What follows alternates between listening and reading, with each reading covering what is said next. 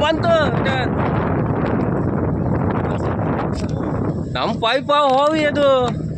ಹೋವಿ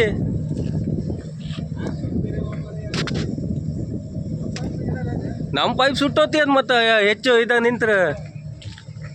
ಅದು ಹೀಟ್ ಅಲ್ವನು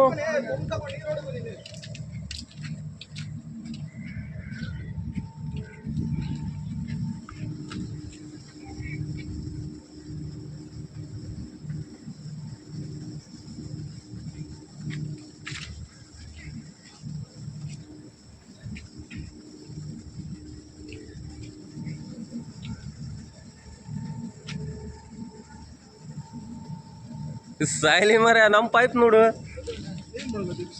ಈಗ ಏನು ಮಾಡೋಕ್ಕಾಗೋದಿಲ್ಲ ನಿತ್ಯ